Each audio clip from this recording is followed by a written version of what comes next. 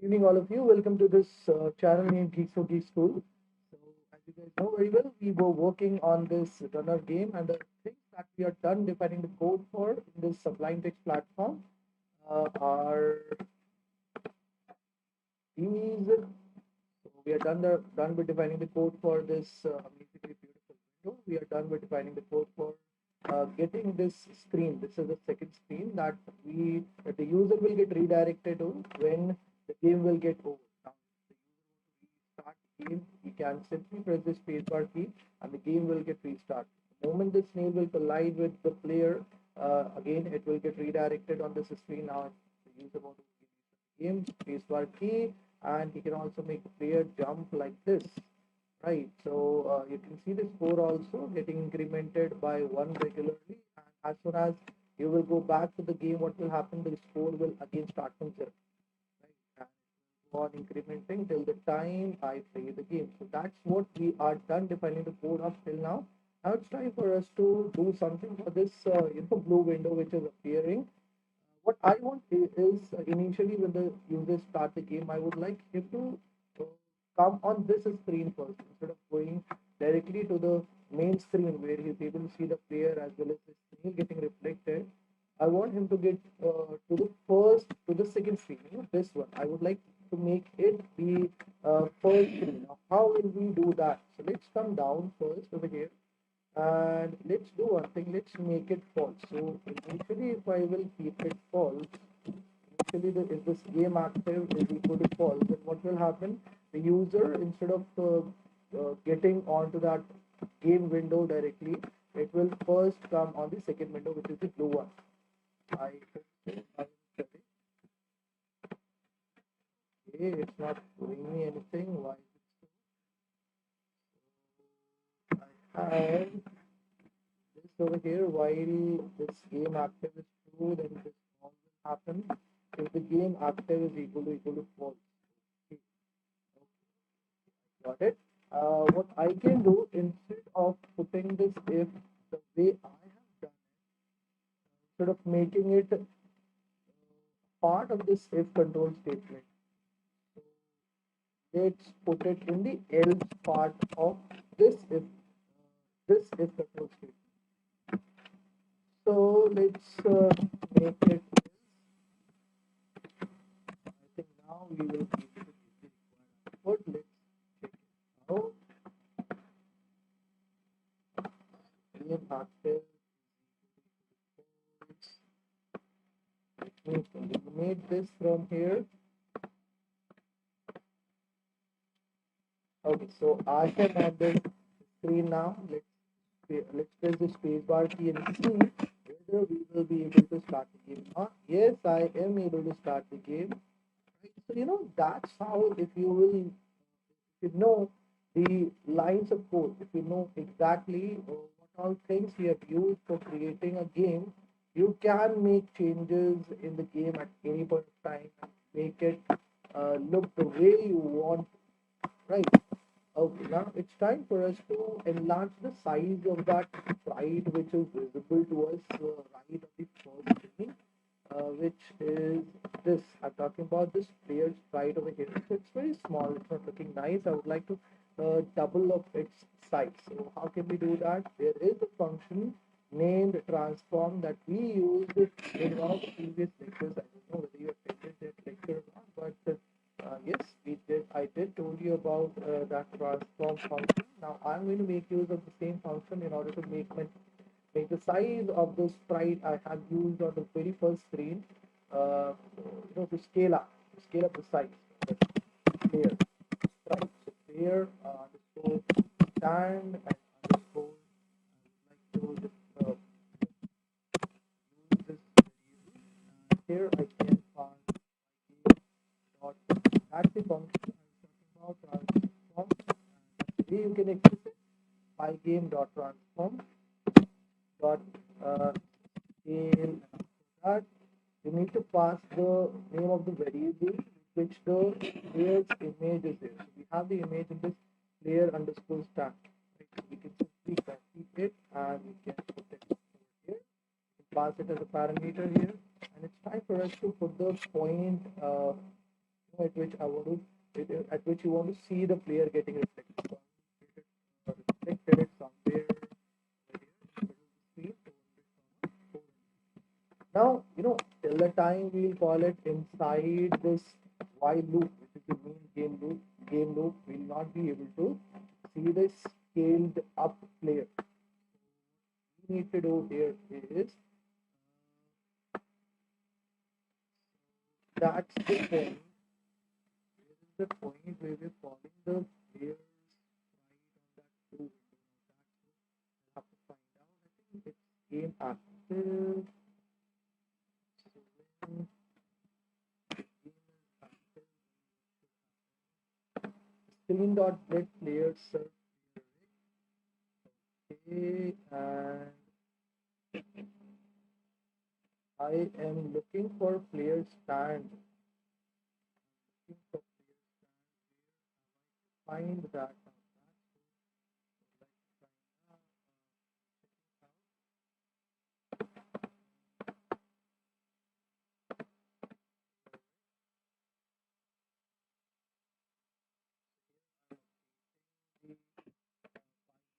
Okay, that's where I have called the player stand and player stand rec. In place of this player stand, we can use stand. I think scaled is the name of the variable I've used here. Player underscore stand underscore scale. So I'm putting the same thing here too. Very simple. Let's now run this game, see what's gonna happen. So see, the size of the player has increased, but it's not looking at all nice. Right? It's not at all looking nice. Now, why it's not looking nice? Because the size is too big. It is not fitting in the window. So what to do? How can we get rid of this issue? Now that's what we'll have to find out. Let me just close this window first. And in place of this scale, I use this scale function over here. There is one more function we can use for scaling the size of the image, which is scale to it. Let's see what is this going to give us. So it is giving us an error. Now why it's giving us an error? Let's check the log. So argument 2 must be pygame.surface, not a tuple. Except a tuple value. Right, let me eliminate this tuple from here. I think that will do. This tuple from here, because it doesn't accept any tuple value as an argument. It accepts only a surface value. Argument 2 must be a pygame.surface.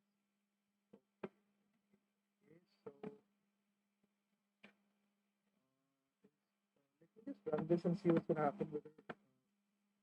Pass the one parameter. Okay, one parameter will do. So we can use it like this. I've passed only one parameter with a single scale 2x function, and it is giving us this kind of. Now there is one more, function with the help of which we can scale up this sprite. Okay, this is also looking nice, but I would like to tell you about this roto zoom function.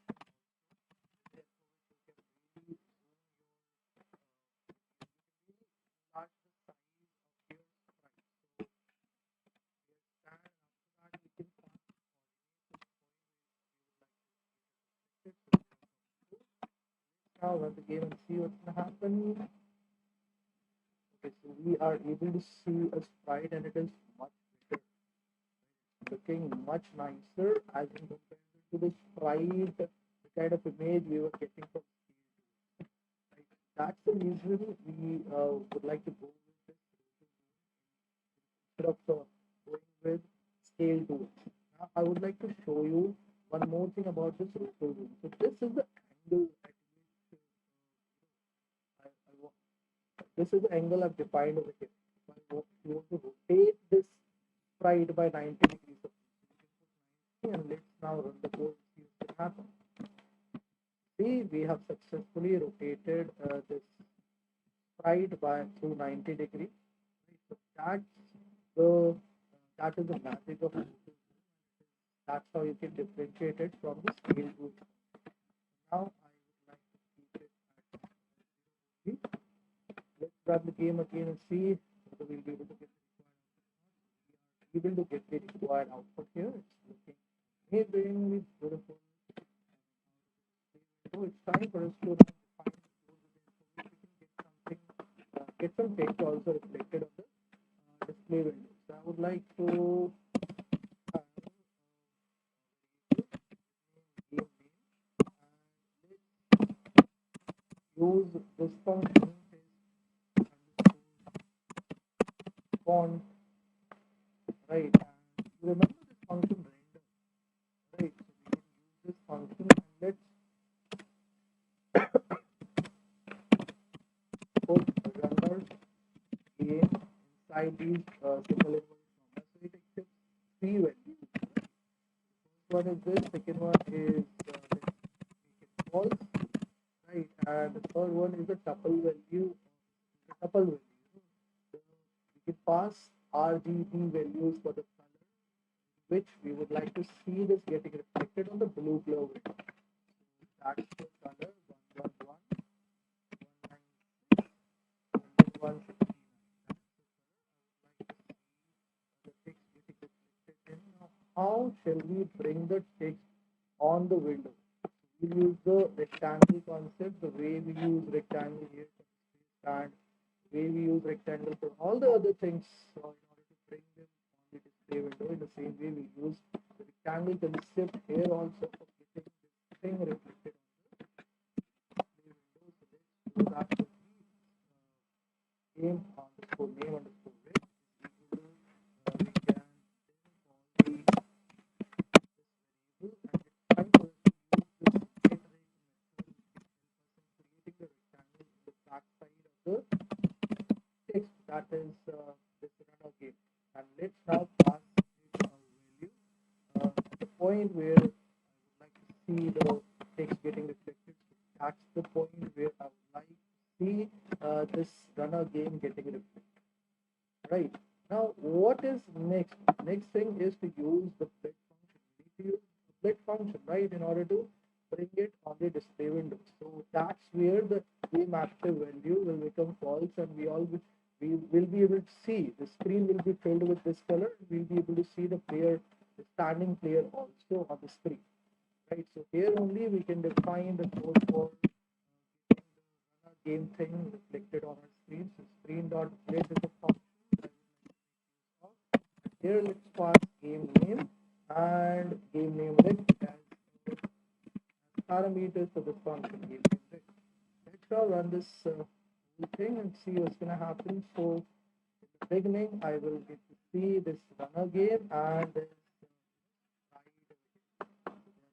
looking amazingly beautiful. I need to shift it a bit right side. So let's do that. I can just do it with the help of by changing these coordinates over here. Because I want to shift it to the right side, I need to change this one. So I'm changing it to 450. Let's see it. Top or not of the sprite. Yes, it's looking perfectly fine right now. Okay, and if you want me to change the rectangle of the player, let me just do 350. How about 350? This is in the center.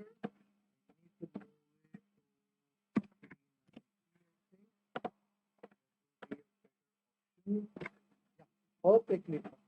Okay, similarly, we can get something reflected in the bottom also. We'll use the same concept. You know, what I want is if the player is playing the game for the first time, see something like this, press space for starting the game, something like this to get reflected on the low window, which will appear right in the beginning when the player start playing the game. If he has already played the game and he has something, he has scored something, right? So I would like to see the score getting reflected on the screen whenever the game ends. And the person is redirected to the blue screen. So that's the kind of thing I would like to define the code for now. So the first thing that we can do over here is we can come up, right, and here we can, I think, the way we have used this game name method, game name variable, we can simply copy this entire thing,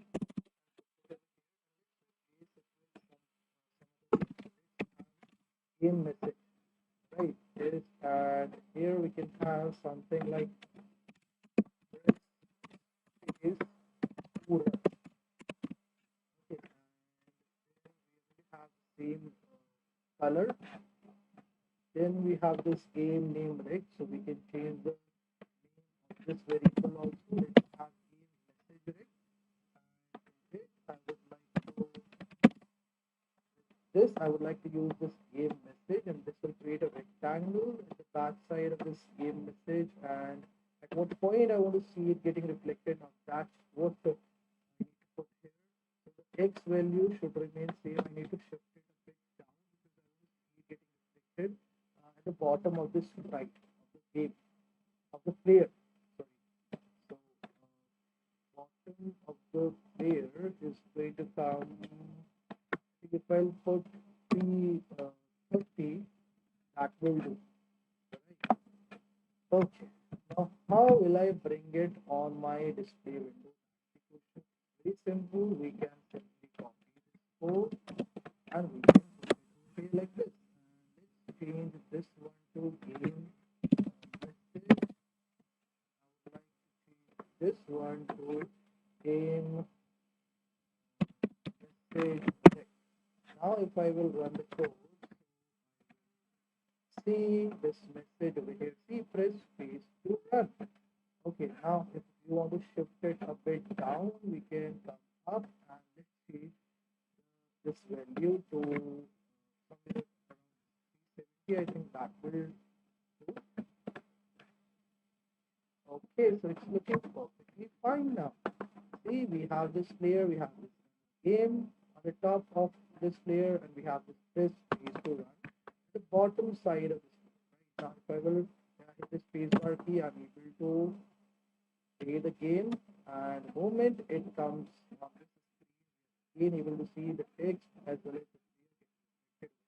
Now, I don't want that to happen like this. I would like that if the player has started the game and if it's playing the game at any point of time, if it go back on the blue screen, right? So here, instead of this press space to run, I would like to see the score which the player has scored.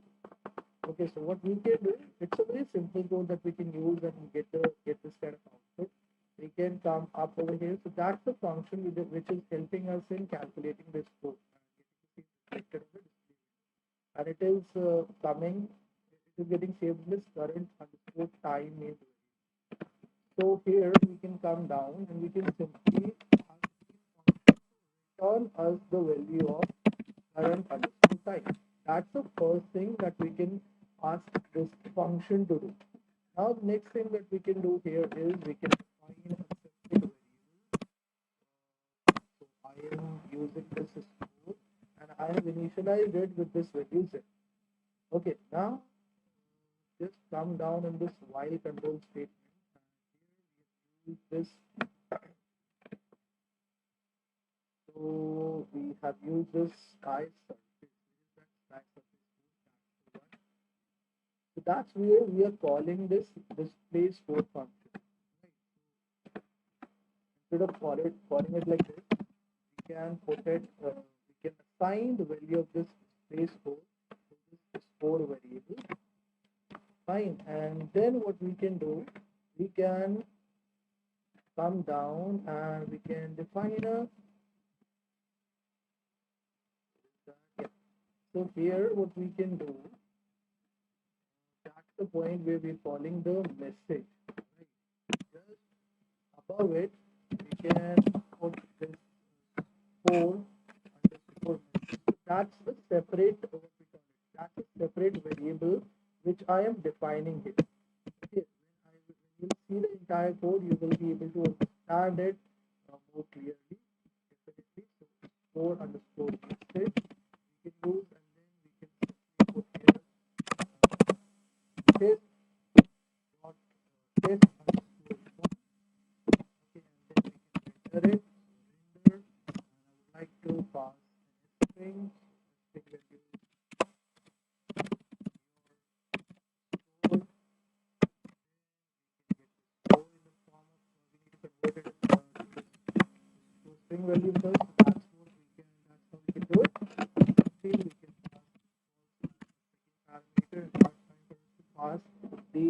color value.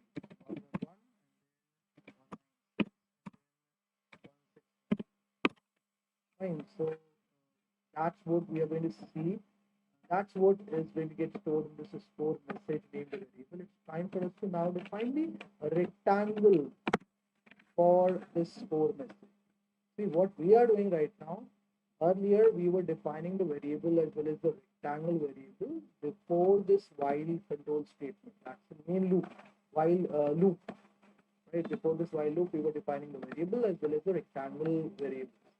Now what we are doing here is we are defining it inside the while control while loop.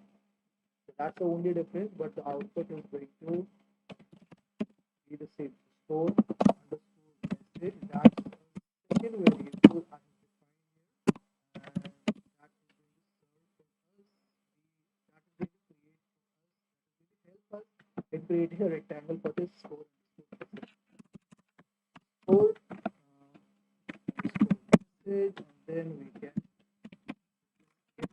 here and let's now pass the values coordinates where we would like to see this getting reflected. So I am copying this whole thing because that's where the this message is getting reflected right now. In place of that, I would like to see this code part now.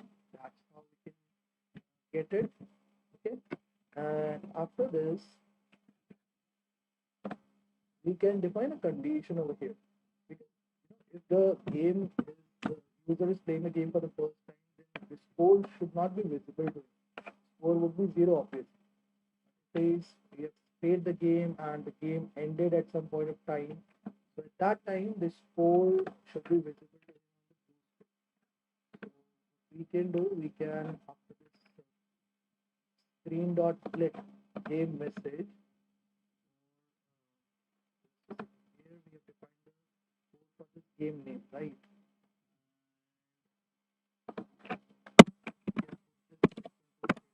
Put this equal to zero. If this is true, then what should happen? Like this should happen. Like my game, like the interpreter to print for me the message which I have saved in the game message. Should happen screen dot split. It simply pass score message and score message, right? Yes, I am. Let me now run the game and show you the out. We are getting this press space to run, and now if I will hit the space bar key, I'm able to play the game. At present, my score is 30, 40, 66. See, the score 64. So now that press press the run button, press space to run has been replaced by this text your score. That's how with the help of simple if control statement you can finish. I hope it is clear to all of you. Right. Last part of this game we'll be shooting tomorrow. Please be there with me in this tomorrow's lecture, which I will be taking on my YouTube channel in GeeksforGeeks, as well as on this channel in GeeksforGeeks School sharp at 5:30. Right. In case you have any queries related to anything, whatever till now game development in Python, you can put your queries in the comment section before leaving the meeting. Definitely check the comment box and give the answer to your queries. I hope you guys are enjoying these coding classes. While we are shooting these coding classes, it's because of you guys. We have received a lot of requests from the people they saying that you guys want to learn. Ashutosh Kumar Mal, there is some issue with the screen voice.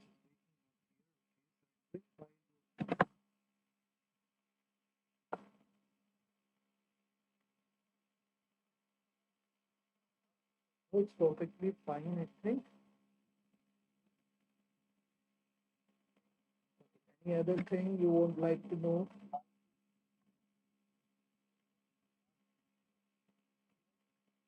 Chandan Yadav software. So in which file you're doing this? I am doing it in Sublime text here. I'm using the Sublime text software, and I have defined all the coding things in uh, this file. And what I have done is I've saved this file with this name runner.py in the very same folder in which all my Python files are running it. That's the reason I am not getting any error. That's the only reason why I don't get any error. It's because save all my files in the very same folder in which I have all my Python libraries and the scripts. Anything else I can help you guys with? I think which I am able to see right now. So I hope to see you soon in the next class. Thank you very much for joining me at this time in this tutorial. Please do check out the previous ones also in which I've explained all these coding here in this runner.py file. Right? In case you come across any issue while coding these things, please put your queries in the comment section. Please share your queries with me. Just put them in the comment section and I will be checking the comments. In case whenever I get time to answer the queries, thank you very much all of you, and please don't forget to like and share the video in your group so